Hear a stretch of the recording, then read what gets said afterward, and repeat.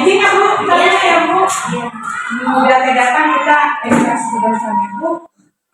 Selamat pagi anak-anak. Selamat pagi. Pagi. Yes. Luar biasa. Horas. Terima kasih buat semangatnya. Perkenalkan nama Ibu Eni Borusi Manjuntak. Iya, sama namanya ya, sama Borusi.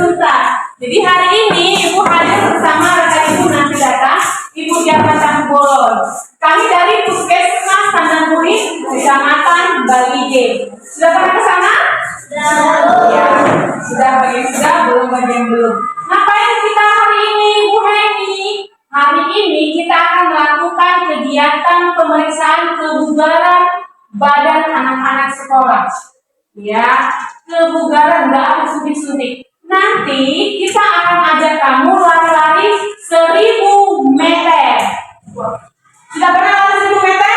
Belum. Hari ini buat yang belum pernah kita ajarkan ya.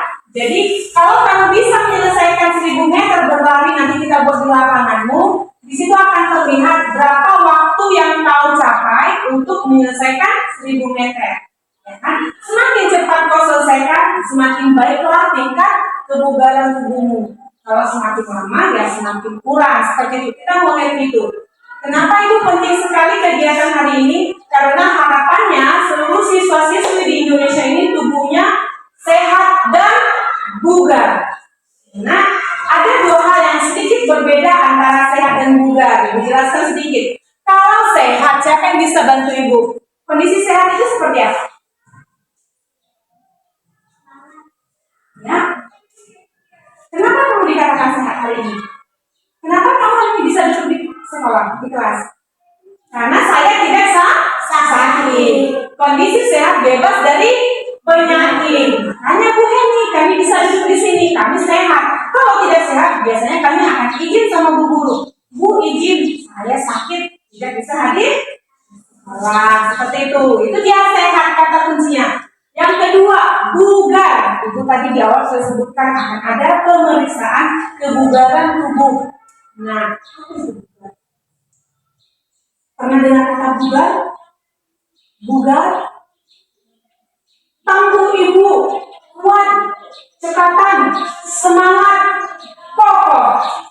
Itu yang diharapkan dari anak-anak saat ini. Ya, jadi kalau tubuhmu sehat, tubuhmu bugar, kamu bisa menyelesaikan lari-lari 1000 meter, kamu terbiasa dengan berolahraga, apa yang kamu banyak dapatkan, paru-paru biasanya pasti akan sehat. Jantungmu sehat, ototmu kuat, tulangmu kuat, sendi-sendimu lentur, bentuk badanmu bagus. Banyak yang akan kamu dapatkan kalau tubuhmu sehat dan bugar. Bu, gimana caranya biar sehat dan bugar kami dapatkan? Yang pertama, anak-anak sekolah begitu bangun pagi, ketika kamu bangun pagi, kamu mandi pagi nggak? Ada yang tidak mandi pagi? Iya. Terima kasih bagi yang mandi pagi. Berarti yang mandi pagi harus mandi pagi. Makanya bingung Bu, enak mandinya. Minta tahu sama mama sama bapak. Masa model sedikit aja Mak. Semuanya mandi saja Om. Kembali bilang, ya kalau kamu mandi, tubuhmu akan lebih segar, ya enggak? Kalau menerima pelajaran dari Bu Guru lebih enak ngikutinya. Coba nggak mandi, bawaannya ngantuk aja, ya kan? Ya. Kalau kamu mandi, tubuhmu wangi. Kalau nggak mandi, bau banget. Ini kamu jaraknya agak jarak-jarak. Coba dekat-dekat. Kali seperti ini. Ini bisa dia. Memangnya juga tersiksa. Aduh, anak ini bau kali badannya. Harus mandi pagi. Jadi ya nak? Iya dong, Rek. Mandi pagi kamu gosok gigi nggak? Ibu mau tanya, kalau gosok gigi minimal paling sedikit 1 hari berapa kali? 2 kali. Keren. Kapan saja itu nak Ibu?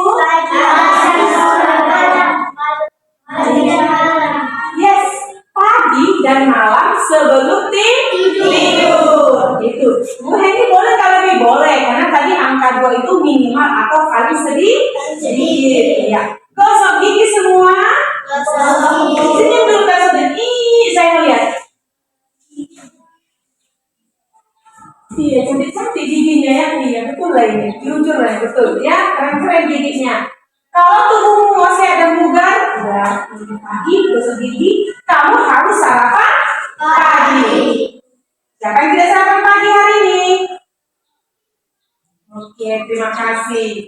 Sudah sarapan pagi semuanya. Setiap hari harus sarapan pagi. Jangan karena kamu dapat uang jajan dari orang tua, kamu gak usah sarapan nanti kayak di kelas, di sekolah, ya jajan enggak ya, nah harus sarapan pagi. Misalnya, sudah sarapan pagi, ke sekolah bawa air minum. Hari ini saja akan bawa air minum atau setiap hari memang bawa air minum? Ya, setiap hari. Kapan ini diminum? Ini pasti istirahat. Dia lagi ini.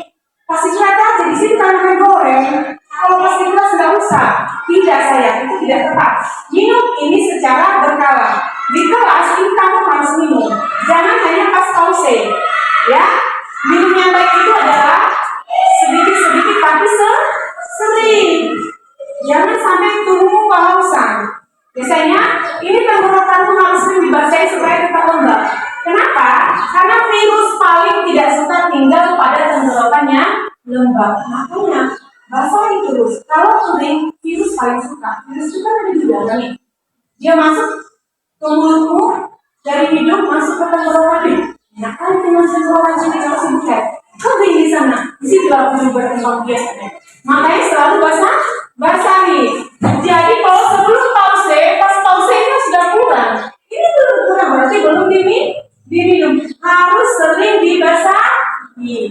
Satu hari minimal berapa gelas harus habis?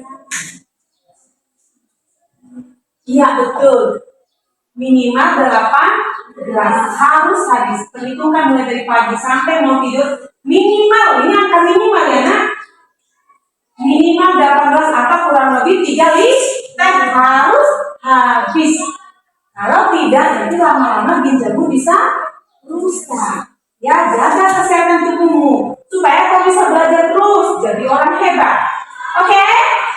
Bangun pagi, mandi, gosok gigi, makan pagi, berangkat sekolah pagi. Apalagi yang harus kau lakukan agar tubuhmu sehat dan bugar? Anak-anak harus suka olahraga. Nah, hari ini nanti kita ajak olahraga. Harus setiap hari olahraga. Siapa yang tahu jenis olahraga apa saja selain senam yang kamu lakukan di sekolah?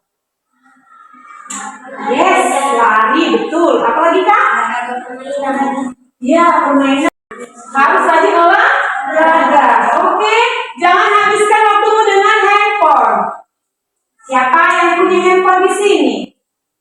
Semua punya, terima kasih. Satu hari kamu suka main handphone? Boleh, nggak boleh. Karena itu kemajuan teknologi, silahkan. Tapi harus dibatasi. Ya sayangnya. Dan yang terakhir, tidak boleh tidur terlalu lama. Jam 3 menurut kita molopoli. Jam 8, jam 9. Ada yang tidur jam 11 malam? Yang tidur jam 11 malam biasa mamanya kan? Iya. Karena mama harus menyediakan semua yang kalian butuhkan. Itu loh baiknya mama itu. Saya ikut sama mama. Kalau sama bapak?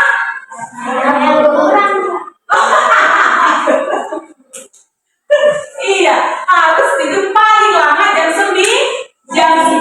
Kalau ibu bilang jam 9 harus tidur, supaya nanti di jam 11 malam kondisimu sudah pulas, sudah terlelap.